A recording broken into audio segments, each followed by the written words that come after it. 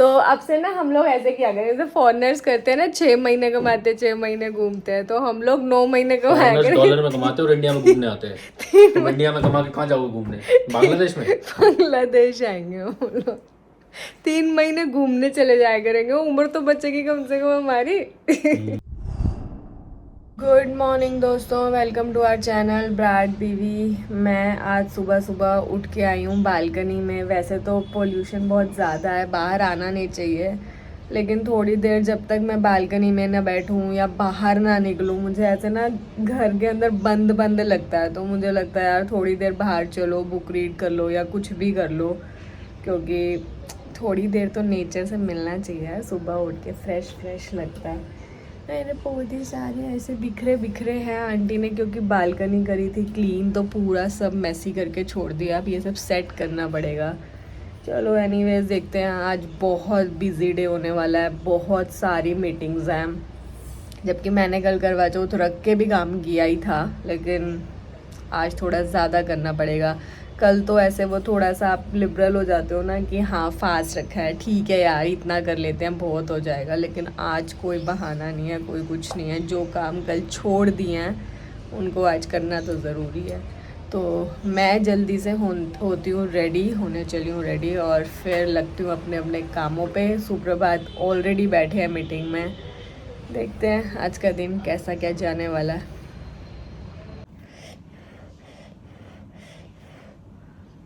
Guys आप सोच रहे होगे कि मैं ये क्या कर रही हूँ। आज मैं बहुत दिनों के बाद खा रही हूँ बॉइल्ड एग, क्योंकि आज मैं बहुत दिनों के बाद जा रही हूँ अपनी क्लास में, रात को बहुत लेट, क्योंकि बहुत सारी मीटिंग्स, बहुत सारा काम था आज।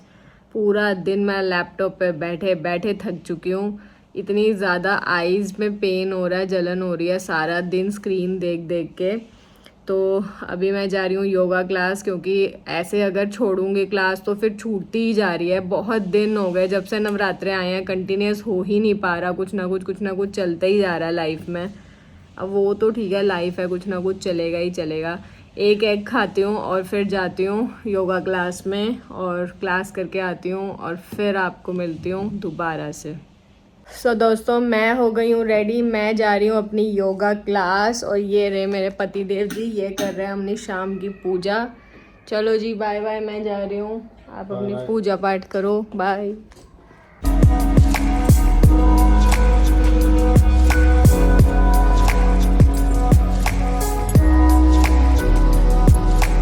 तो गाइज मैं आ गई हूँ योगा करके वापस घर, और आज जो योगा करने में मेरे को अपनी नानी याद आई है ना, बाप रे। जब आप 1 हफ्ते 10 दिन के बाद वर्कआउट करने जाते हो ना, तो फिर नानी चाची मामा सब याद आते हैं भाई साहब। बहुत ही बुरा हाल, आज ऐसी थकान हो रही है और ऐसे लग रहा है कि ये क्या हो गया बॉडी को। इसीलिए बोलते हैं कि कंटिन्यूस वर्कआउट करते रहना चाहिए। ये बीच बीच में जो छोड़ने वाला आलस है ये नहीं करना चाहिए, जैसे मेरा पति कर रहा है आजकल, एकदम रेगुलर हर रोज। फिर कितना वेट लूज करना है आपने? वेट तो लूज हो ही नहीं रहा, बढ़ ही जा रहा है। बढ़ ही जा रहा है, कम तो हुआ है आपका 3 kg। भाई साहब बहुत मुश्किल है ये सब करना, इसीलिए कंट्रोल डाइट खाओ और रोज वर्कआउट करो। तो गाइस मैंने आते ही गरम करने रख दिया है अपना बीट रूट सूप। आज मैंने बनवाया है beetroot and drumstick का सूप। आज डिनर में सिर्फ सूप पीने का इरादा है, देखते हैं कैसा बना है। अभी तड़का मारते हैं इसको थोड़ा सा हींग का और काली मिर्च का, ब्लैक पेपर का। हाँ जी आपने कर लिया अपना डिनर? आज कर लिया भाई, आज मैंने सूप नहीं पिया क्योंकि मैंने दोपहर को खाना नहीं खाया था। आज आपने मेरे बिना ही नहीं खाया था। आज आपने सुबह से कुछ नहीं खाया था, तो इसलिए मेरे को डिनर करना पड़ गया।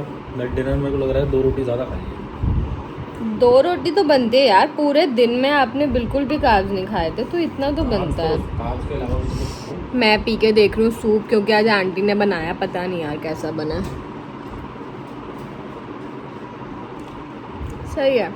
चुकंदर क्यों डलवाते हैं उसमें? यार मैंने बनवाया ये सिर्फ बीट रूट ड्रम स्टिक का सूप। बेटा दाल वाल पलक हर रोज अलग बनवाती हूँ ना, रोज अलग सूप बनवाती हूँ। कल चने का बनवाऊंगी, नहीं तो कल, हाँ कल एवोकाडो सैलेड बनाएंगे यार। एवोकाडो पड़ा हुआ है अपना एक, यार बीट रूट बहुत हेल्दी होता है और ऐसे तो मुझे लगता है कि ज़्यादा खाया नहीं जाता, सूप वूप में फिर भी पी लिया जाता है।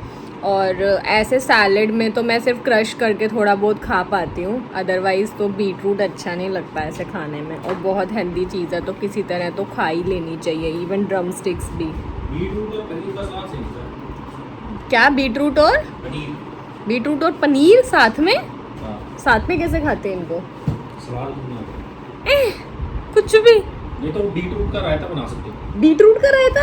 हाँ, प्लीज़ आप ही खाओ, मैं सूप में पी लूँगी, मुझे उतना ही सही लगता है। अरे बहुत सही होता है बीटरूट। मुझसे ना हो पाएगा, हमसे ना हो पाएगा भाई, हमसे ना हो पाएगा।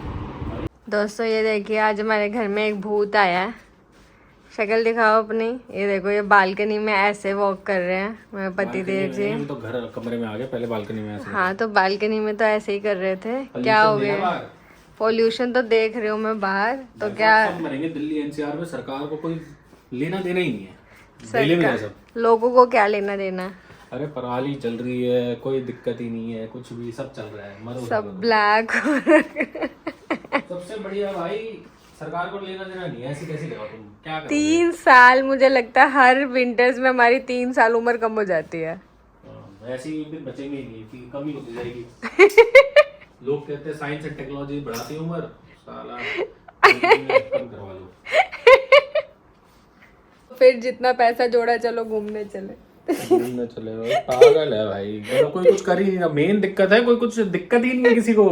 किसी को कोई दिक्कत कैसे होगी? दिक्कत तो हमें है ना, हम जैसे लोगों को है दिक्कत, जो अबे बाहर तो निकल रहे हैं, सांस ले रहे हैं। अरे सारे नेता भी तो दिल्ली विल्ली में रहते हैं। अपने घर में प्यूरीफायर लगा के बैठे सब रहेंगे क्या? डायसन के प्यूरीफायर लगा के बैठे होंगे। अबे भाई तुम देखो तो, बाहर निकलो तो क्या चल रहा है।